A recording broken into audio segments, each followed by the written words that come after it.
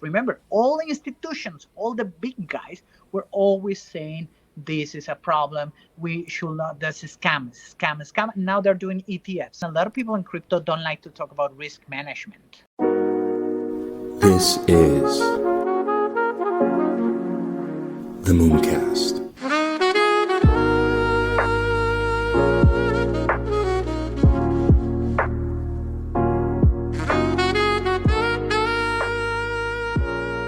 See you, Space Cowboy. Bro, it's madness, man. It's madness. Right now, trying to run both of these companies, it's ridiculous. But yeah, I'm happy that you were able to make it, man. And yeah, sorry for a little bit of the delay. And yeah, it's good to, dude. How was the whole Block Dojo thing? It was pretty good, man. I really enjoyed it, and actually it helped me to evolve the concept a lot. Remember that was the key thing, and that's what I love it, because at the end it's like I came with one idea, I tested several times, and finally I got a very interesting concept, and yeah, I'm pretty happy about the process. Yeah. What was the idea previously, if you don't mind, like sharing with the audience, and how did it evolve over time? Yeah, I think remember the key thing was always recruiting, and how do we help people to recruit better. So at the beginning it was, what if we can just develop like a Web3 Upwork or Fiverr? And at the end I realized that people didn't care about the percentage that they will pay if they have enough work. So that was the evolution. It's like my hypothesis was like, oh, could I just deliver something that charged them lower? But at the end, people don't want to pay lower. They want more work, even though they pay that 10 to 15%. And I think that was the realization during the process. So I started thinking, okay, where else can I help in terms of really solving the problem, which is hiring? And that's where all the idea evolved. Yeah. So now basically the idea has evolved to more so working on how you can help your workers optimize the amount of time that they're spending on the tasks that they need, or? No, actually it changed a lot. Now is how do I help companies to hire faster?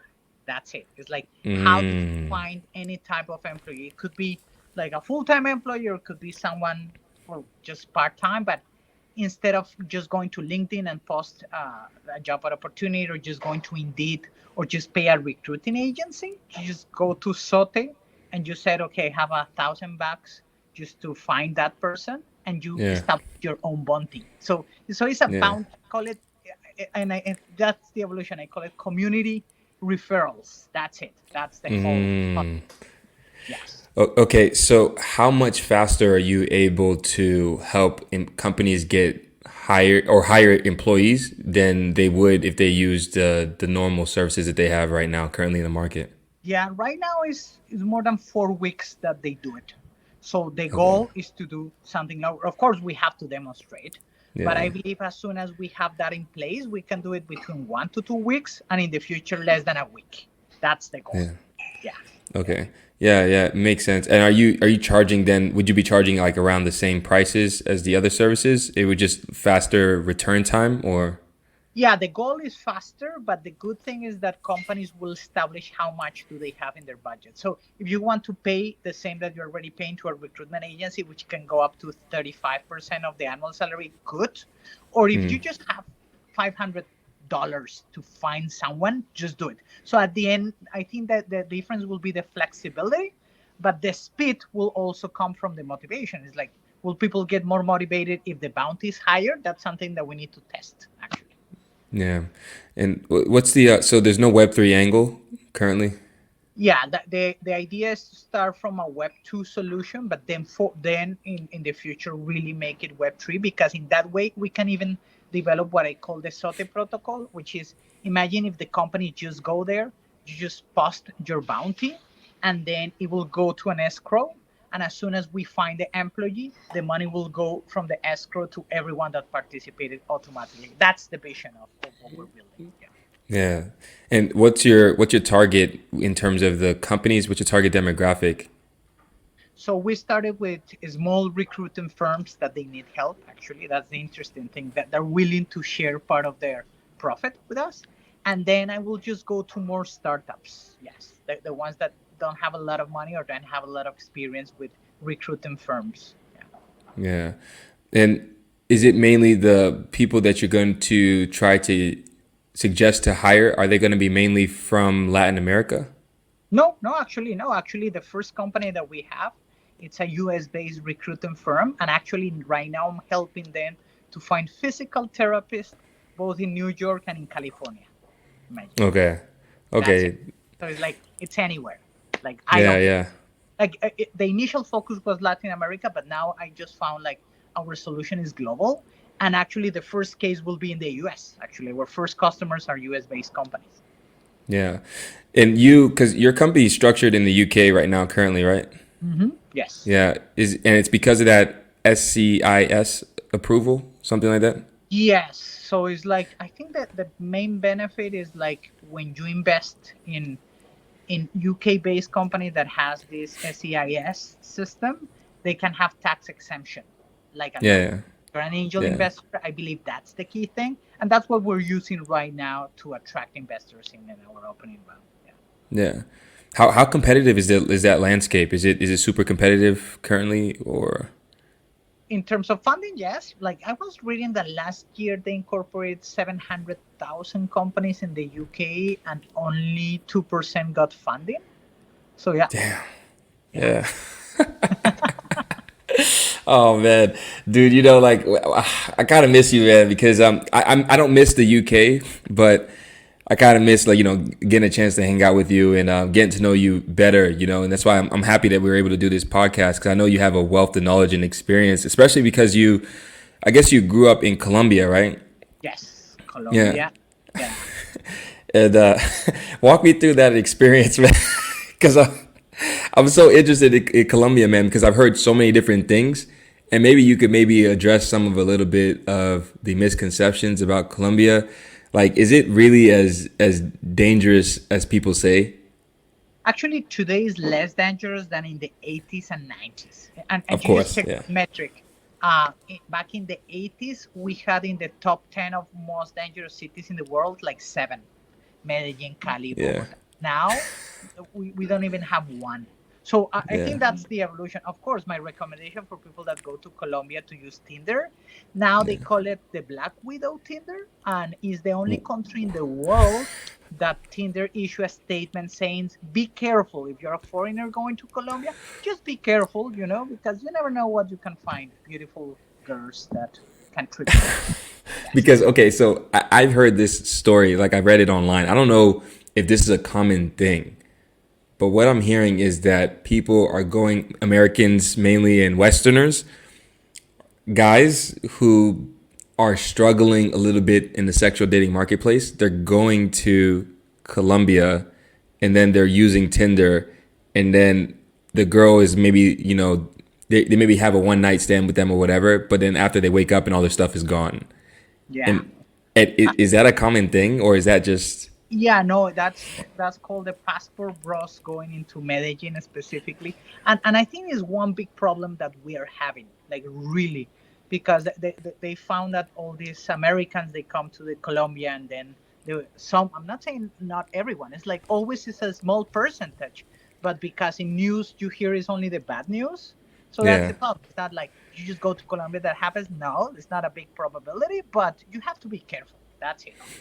Are they diluting the economy and the culture a bit, like the foreigners that are coming there? Would you say that they're diluting Colombia, or do you think it's No, fine that they're coming I there? think we always welcome. Colombia is a country that always welcomes foreigners. Actually, we really love foreigners. Now, one of the complaints that I've been hearing is because they're buying real estate in certain parts of Colombia. The Yeah. price of real estate is going up, but I think that's the nature of the market. Is like whatever they do it, that will happen. But yeah, but local people have complained about that.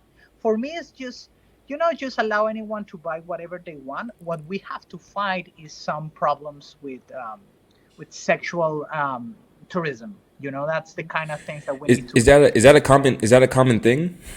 It's becoming more common, and that's the reason we are concerned about that. Yes. So yeah, Okay. like especially underage sexual tourism. Oh That's wow. Okay. Okay. problems that we need to face right now. They just Yeah. arrested some people because of that. So yeah. It's pretty Is bad. is the crime as high as everyone portrays it to be? Is it friendly for foreign direct investment? Yes, I think Colombia is the most stable country in Latin America for the past 100 years. Did you know that Colombia is the only one that we kick out our dictator?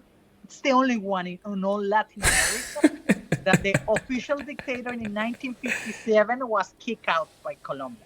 So yeah, we don't care. Like we don't care who is in charge. We have very powerful institutions. So therefore, it's very stable in a macro perspective. Yeah. So you would say it would be easy to do business, like say if you wanted to do business in Colombia, is there infrastructure, law and order in place to be able to facilitate that? Would it be a little bit harder? Would it depend on who you know? Would you have to network a bit, or is it as simple as go to an institution, get registered, and then get your business ID number and tax ID number, and then start operating normally? How does it work there? Yeah, I think it's very simple because the Chamber of Commerce have done an amazing work, especially the Chamber of Commerce of Bogota, which is the organization that is in charge of registering businesses. So you just literally go there and you register your business. It's very cheap. It's not as fast as in the UK. The UK for me is Yeah, the fastest in the world, actually. yeah. But it takes 1 to 2 weeks in Colombia to have your business set up, and you don't have to know weird people to set up your business. Now you just go there, register, and pay. Yeah, it's actually very simple.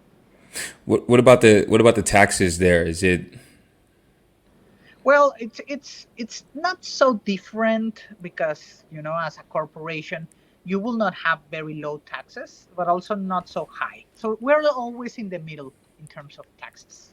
Yeah, yeah? it's not the incentive to for the taxes perspective. Now that's not a big incentive in Colombia. And what about the cost of living there?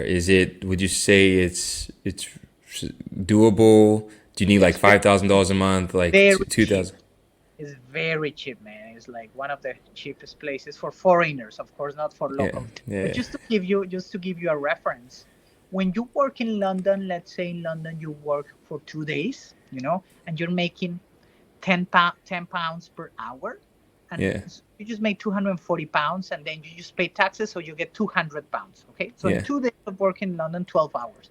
That's the equivalent of a minimum wage monthly in Colombia. So 50% That's of population crazy. in Colombia earns the equivalent of people working for 2 days, 12 hours in the UK. Imagine that's how. Wow. Yeah. But are the people able to survive off of that though? Is Yeah, that no one knows how, but we Colombians are pretty good at surviving, I think. And hopefully not yeah, scamming? correct. Like imagine 50% of population earns that is Yeah. 200 pounds per month. Imagine that's it. So if you Hmm. just come with a lot of money, it's like even you can go to a good place of Bogota and you can rent a very good place for $400. Very good place. Wow. Yeah. Of Yeah. course, if you want to be premium, you can pay $1,000, but that's pretty premium price actually. Yeah. Yeah. Yeah. So walk me through, because the idea of like when you started Zota, like first of all, what is the name? Like what does that mean, and why did you decide to start this originally? Like what inspired you to start Zota as a company? The name I discovered a couple of years ago, and actually very few people know it, but it comes from an indigenous language from Colombia, from my country, called Muisca. And Okay. and Muisca, Zote, it means brain. And Yeah. when I discovered that, I was like, oh, fucking, that's so cool. One day I need to have a startup with the name Zote. Yeah. So when I came to London and this year I said, man, let's just use that power of Zote. And then when I talked to some people, they told me that the pronunciation of Zote in Dutch, it also means crazy. So now Hmm. we're a crazy brain, and I just love it. It's just like the perfect balance of what I'm trying to build. And I think there are two incentives. Now I want to build the biggest company I ever built in my life, and that's the reason I decided to move to London from Colombia. And I think that's the big difference. Like in Colombia, I reach a ceiling because you don't have a lot of investors, you don't have a lot of R&D there. That's the problem. We have Yeah. a lot of great talent, but not money, neither research and development. So that's what I decided to move to London, and I wanted to tackle a global problem from day one. And I think Yeah. recruiting is gonna be always there. That's the cool thing. Like no matter how many companies, organizations, recruiting is a massive market. So if you can just really help in 1%, man, that's like Yeah. $6 billion, just 1% of the market. Just imagine. You said 6 billion is just 1% of the Six market? billion is 1% of the market. Man. Yeah. Okay. Is there a potential AI angle that you could take potentially? Yes. Also, part of the evolution and the roadmap is, imagine you go to Zote and you just connect your LinkedIn account to Zote. So what we're gonna do is analyze all your contacts. So let's suppose your 5,000 contacts, I analyze, and then in the other way, I know what kind of roles I'm searching. So I will tell you, hey, Vandros, what about if you refer these three people to these three roles? Because at the end is we want the humans to refer. And remember that at the end, you're just gonna share a link, but it will be the AI that understands how people connect and analyze what will be a good connection. But remember, this is a referral system, and it's a Yeah. very unique referral system because at the end, everyone gets part of the bounty. That's the uniqueness. Now, no one is doing that. And I believe like the AI angle will just allow humans to identify their connections better and then to make money from referring. So the AI element helps to identify the angles and the connections better between the referrer and the company, right? And then the Web3 angle to it basically is to help to streamline the process of getting the referrers paid via smart contract. Correct. And actually, the Web3 first, even in the first version, comes from really decentralizing recruiting. Because right Okay. now, recruiting is you either go to one person or one entity and they get paid. That's it. Yeah. Even the traditional referral programs. That's the reason we introduced the concept of community referrals. Because Yeah. if you share that link, Bandros, with me and I share with Peter and Peter with Mark, everyone in the chain will get money. So that's the real nature of Web3. Then we will use the smart contracts. But even though from the starting point, we are decentralizing recruiting. That's the cool Yeah. thing of what we're doing here. So it's not like you're not tokenizing, right? Not You yet, just not yet. Exactly. I don't need it yet. Maybe in the future I will. But in the true nature of Web3, as soon as I can decentralize, man, that's the real Web3. Of course, yeah. what I would love in the future is having this protocol that you just connect your wallet and then it will distribute the rewards automatically. That will be cool. But and I think we can do that in the future. But at the beginning, we can really demonstrate the model just by sharing, the bounty. That's it. Yeah. Walk me through who you are, Francesco. Who is Francesco? Yeah, I think I'm a dreamer. I always dream very big things, and I always dream that they are possible to do it. And I'm a big dreamer of how technology enhances and help us as humans. So all the things that I have created, the books that I have written, the lectures, the conferences, is, man, there's so much things that we can do as humans to have better lives. Let's just go for it. And sometimes they call me crazy or like, why you don't just stay and keep doing what you do? I'm always like, oh fuck, this is amazing. What we could just go there. Like, yeah, that's me. I will always go. Hey bro, I'm just trolling is something that will not just challenge your perspective, but also touch your heart and soul. It's a book that defies convention, blending art and literature into a thought-provoking masterpiece. A reflective piece of provocative art that tackles societal constructs from angles you've never considered. Hey bro, I'm just trolling delves into the very essence of our existence. It questions the technology that surrounds us, challenges our notions of beauty, stares unflinchingly into the eyes of death, and questions the boundaries of freedom. It scrutinized the educational system that molds our very future. This book is a journey, an exploration of shared human experience, and it's a work of art that refuses to be confined by tradition. It's a canvas painted with words, a melody of thought, and a testament to the power of creativity in a world dominated by algorithms and data. Visit moonboycapitalventures.com and get your hands on Hey Bro, I'm Just Trolling today. It's not just a book, it's a movement. Now let's jump back into the show. Yeah. Yeah.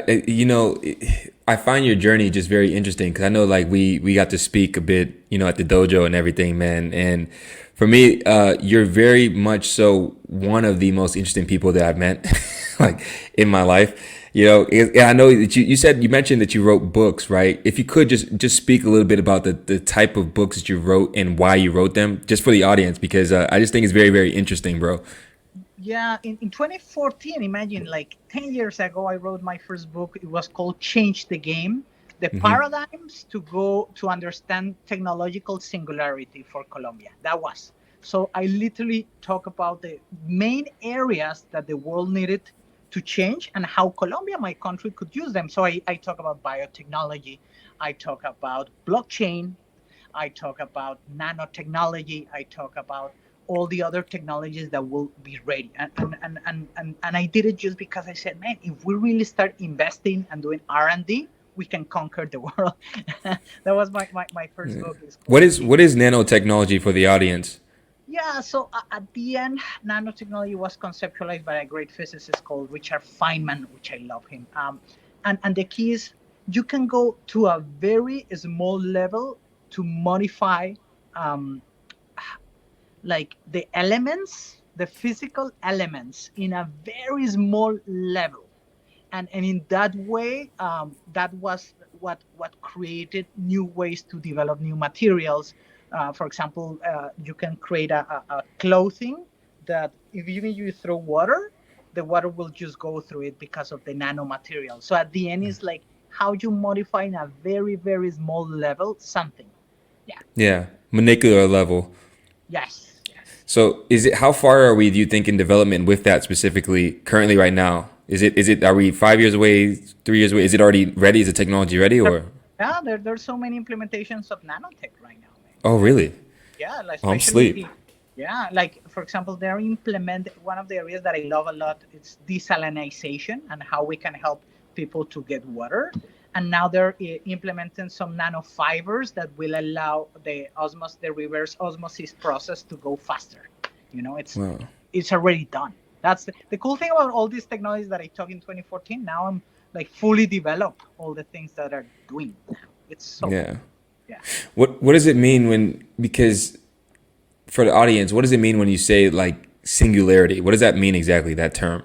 Yeah, the term was coined by Raymond Kurzweil, which I love him for many years and been inspired by him. And he said, what will be the possibility of humans mixing up with machines, or the possibility of the machine just going beyond human capacity? So the singularity is a point that we don't know what will happen, but we'll have advanced our intelligence so much that the world will become a different place. That's it. Yeah. We don't know if it's in 50 years, in 100 years, in 200 years, but it will come because as humans, we always keep evolving very fast. Yeah, absolutely. And do you think, because it's always a question that I like to ask, is just very more so philosophical, but how do you perceive the economies being able to adjust to the change that's happening in the rapid exponential growth phase of technological advancements that we're in right now? Do you think AI will start, when I say take people's jobs, do you think that it has the capabilities to do that currently right now? Do you think it's more so people need to add that to their arsenal of skill sets that they have to be able to survive in the next 3 to 5 years? How close do you think we are to eradicating a large percentage of the workforce through artificial intelligence, or do you think that's even a possibility? Yeah, and that's what I wrote in my second book, which was called Beat the Robots. And that was in 2017, 2018. And it's called that, Beat the Robots, because we said, okay, Where can we read that, by the way? I'm working on a second version. It's still in Amazon, but Okay. I'm working in a newer version because now everything that I wrote back there is not valid now. That's the interesting thing about the evolution. Yeah. And I wrote that book as a calling. I call it the human manual to understand AI. And but the incredible thing that I'm seeing since ChatGPT is that ChatGPT show us the probabilities and the possibilities of AI. So now I'm seeing three trends. Number one is like big corporations, especially American corporations, will have more power than before. It's gonna be crazy. Even though today they have power, now because of AI, they will have more power. So it's like, man, everything that OpenAI, Why? Microsoft, because they are the ones that have the hardware, have the software, and have the best talent in the world working for them. So just imagine you have the three elements that you need: hardware, software, talent, and money. Like, and Yeah. that is happening. OpenAI just thought about with Microsoft the possibility of building a super computer of $100 billion. Imagine, it's like that's how Yeah. crazy it is. But then the second trend, which I think is the one that we love, and I will call it the decentralization of AI, and is all the people that have come from the open source world, as I have, and that believe that AI should be decentralized and no big power should have that power, even though they have it. So there is a lot of research, and there are great companies such as Mistral, a French company, which has shown that, that the LLMs that we saw so powerful, now everyone can do it at home. So that's the cool thing, man. Is like I see a trend, that an explosion of open source LLM projects, large language model projects, that are Yes. gonna come. A lot of devices, physical devices, that people are gonna start using because of the open source nature. So I believe that's a great opportunity for everyone around the world that don't have the resources, the money, the software, and the hardware, but we can use decentralized technologies and open source technologies. And I think it's going to be a big fight in the world for doing. And the third element will be the people that are denying AI. Like saying, hey, we should stop AI development. We should not do it. We should not prepare. Man, I'm just seeing some tasks that I'm assigning to some virtual assistants. And then I'm seeing, man, these agents that are being developed, that I'm following them, they're not yet, but they're very close. So the Yeah. only thing that will stop them from deploying them is because most companies, they don't understand about AI. So even though the technology will be there, the possibility of implementation will take much longer than you and me think.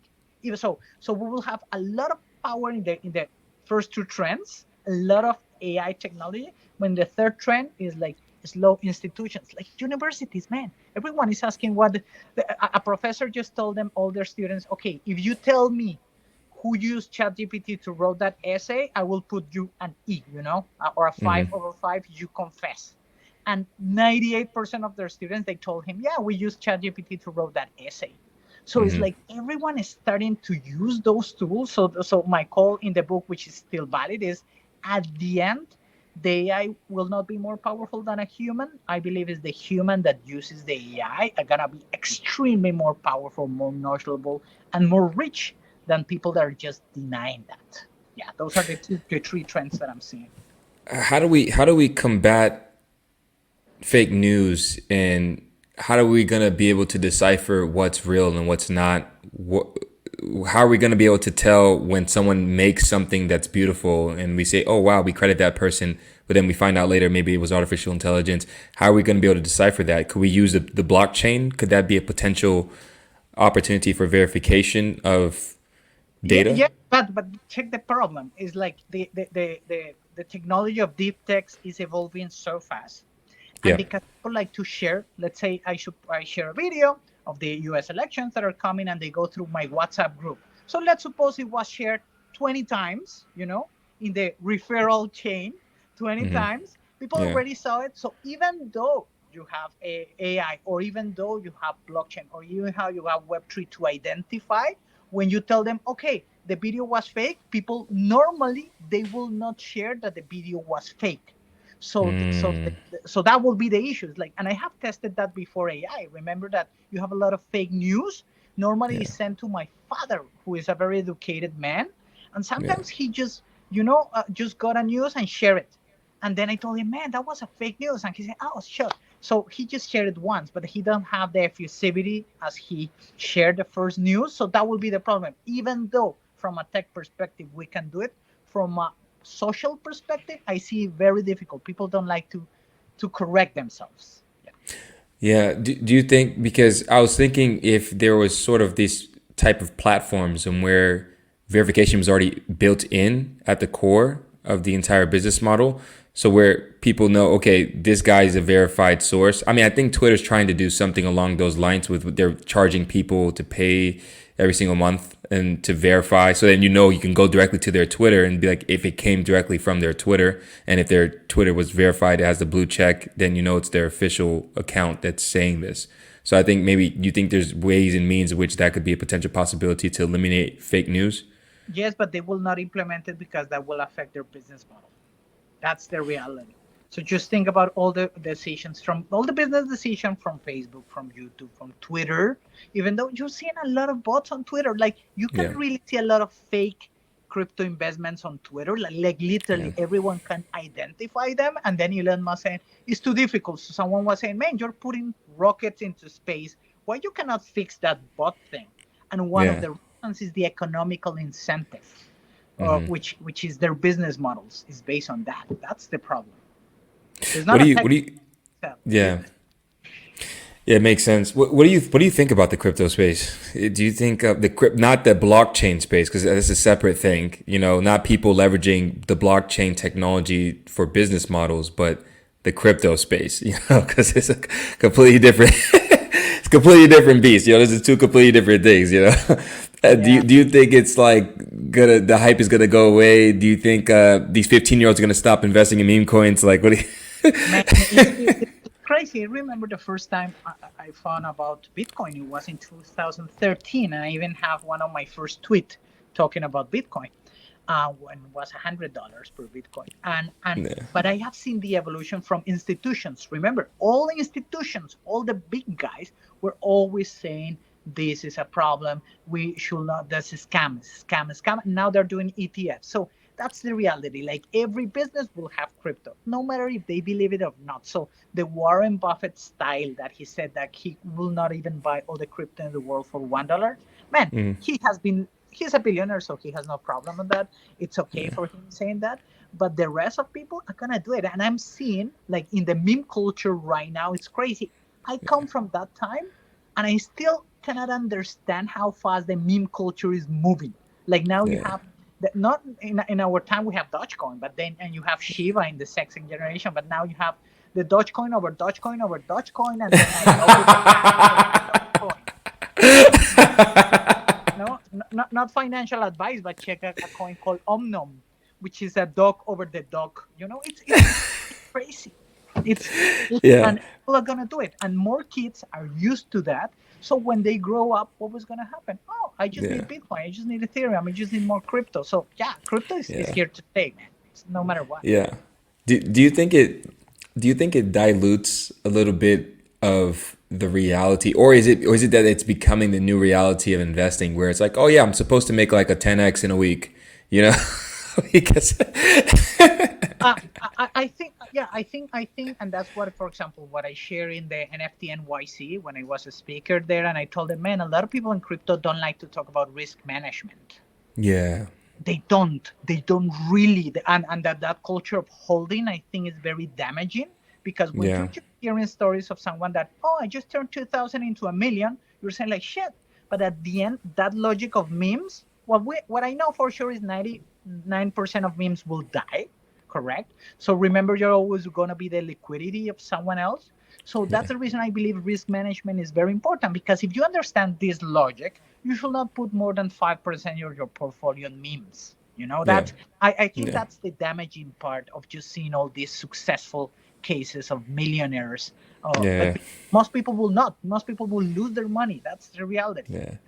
Yeah, it's absolutely true. I think most people, because they don't understand how the space works and navigating the space, is why they end up losing money, because they think it's just things are going up forever. And when the market's hot, it's great. But I will let you in on a little secret.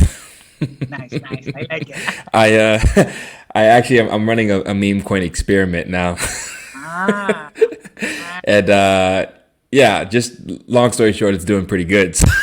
of course, and Yeah, so yeah, well, I'll see where it goes. Yeah, market cap looking really good. So yeah, see where it goes. But it's just a little fun experiment I have in my team, and yeah, I think it's a very interesting space. I think the best part about it is that it's permissionless. So you literally can be competing with a 13-year-old in his mom's basement, who has ample amount of time and is farming for airdrops, versus someone who's like about to try to retire. So it's cutthroat. And also, I think the difference is between this industry is that it's not like the stock market, where it closes. Like the stock market closes at like 6 p.m. every day and it's not open on the weekends. Whereas this is just 24/7 cutthroat capitalism. It's crazy, man. It's crazy. But with you too, because I know you had, because just correct me if I'm wrong, but you had a previous, you've tried different business ventures before in the past, right? Yeah. Yeah. How did those go? And just walk me through that experience for you. How was that like to you on your And journey as an entrepreneur? I've been doing so many business through all my life, and I will say that 90% of the business have failed. 10% have been a succeed. So that's the Yeah. good thing. I even sold one of the companies, and we even sold one of the technologies. Yeah. Um, and I started when I was 18. So I dropped out from college where I was studying computer science, and I launched my first software as a service startup. Then I went back and studied just to finish my studies, but I'm always been an entrepreneur, but I'm being out and in and out. And but the good thing is that now that I'm seeing things, I'm literally just quoting Steve Jobs because I'm literally now connecting things, and I'm now I understand why I'm connecting. But it comes from my experience as an entrepreneur. So now, Yeah. for example, instead of building an amazing technology for Zote, I went out and sold the technology first and then build it second. And that's what we're Yeah. doing right now. It's just a beta testing of our technology. I don't want Yeah. to spend, as I did before, 6 months of great engineering resources to build a product that people will not use. So Yeah. I believe that's the connection. Now I just want to build a company with not so many people. Actually, it's gonna be very few people with a lot of AI agents in it. Yeah. But because I'm so surprised that now I'm able to connect what 45-year-olds are doing and what 17-year-olds are doing. And I'm trying to connect both things in my Yeah. business. So it's gonna Yeah. be crazy what I'm doing. But yeah, I think that comes from that experience of just going failing, but never giving up. I think that's I think the entrepreneurship game is to never give up. That's it. Yeah. Whoever gives Yeah. up, it will lose. Yeah. Is losing, because especially in today's day and age where I think a lot of people are just giving up. And I do think that, because I know there's a lot of content on the internet, I think the way in which you have done entrepreneurship to this point is the normal way. It's a not sexy, not so attractive way of how people depict entrepreneurship. They think, oh yeah, just start a drop shipping and then start an e-commerce and then now you're a millionaire tomorrow, or put, Yeah. $1,000 in this meme coin. And then it's like, I think we live in this instant gratification era. And I think a lot of people aren't realistic in regards to, you it's slow and steady wins the race, like even with Moonboy now, like it's taken some time for it to really, now it's becoming really profitable, and so, but it's taken a lot of time. I've been working on Moonboy since 2021, so and now it's 3 years in, and now it's just now becoming profitable, to the extent that it's really, really good and self-sufficient. So I think that anybody that's listening to this, they could take something from what you're trying to say, is basically like, you got to enjoy the grind and understand there's going to be pitfalls along the way, and don't see those as pitfalls, see those as like a learning experience for yourself, and try to take as much information as you can from each experience and use it towards your next experience. And yeah, man, I think it's really good to hear from you, because you're, for me, very much inspiration for people in Colombia too as well. You're all the way in UK. There's people that I've talked to from Colombia that would dream to do that, and so it's I think it's great that you're trying to pioneer the space, and also evolve the landscape of the recruitment industry and stuff. Try to shake things up, and I think that's what the main thing is for us as entrepreneurs to do, man. And yeah, I'm happy and excited to see, when is the beta, because the beta launch is right now, right?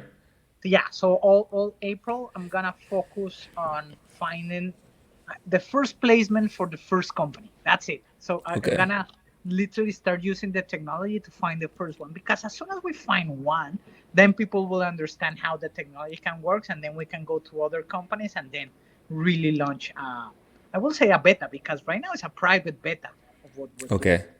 When is it going to be open beta? I think it will depend on how fast we can deploy the first one. Like as Okay. soon, so remember, of course, we're gonna start fundraising.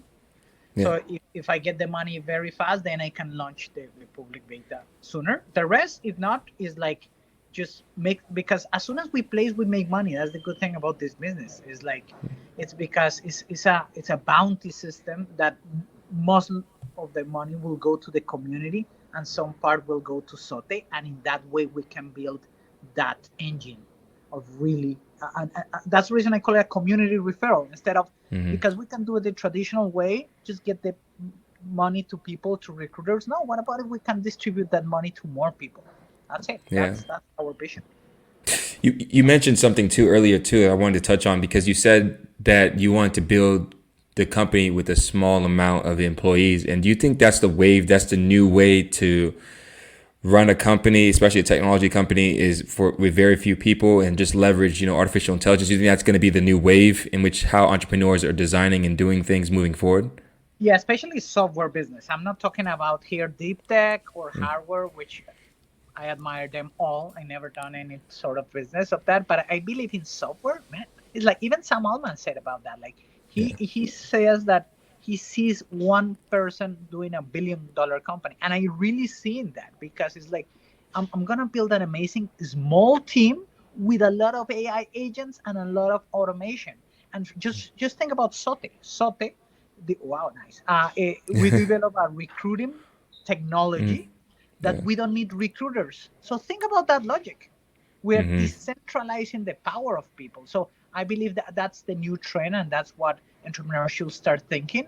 So instead of just fundraising a lot of money and hiring hundreds of people, no, just hire very few people and automate a lot of those processes around it and be profitable. Yeah. Yeah, makes sense, man. Dude, I want to thank you so much for coming on. Before we go, do you have any closing thoughts? And also, where can people find Zota on the internet and maybe sign up for the wait list or anything like that? Yeah, they can. Actually, we need to work on the SEO now, but now you can follow me, Francisco Cordoba, on LinkedIn, on Twitter. Actually, I just launched my TikTok yesterday just to talk about the entrepreneurship life as a migrant, as you Yeah. said. But yeah, just search. You can go to sotehr.com, and then you go there, and there's a part to register, even if you're a company that you need to hire, or if you're someone that wants to make money, because at the end you will be able to make money. Just I'm saying everyone this, Mandros. It's like, imagine you just share one link, and your link is shared among your friends, and at the end we find the right person for the right job, and then everyone just shares that one part of that bounty. What about we can build that kind of future? And that's the invite. That's the vision of Sote, how we can really decentralize recruiting.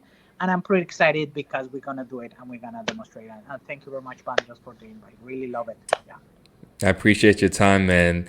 This concludes this episode of the Mooncast, man. I will leave links down below, and I appreciate you so much, man. We'll do this again another time and get an update on Zota, bro. Of course, of course. Yeah. Peace, man. Take care. Take care. Thank you.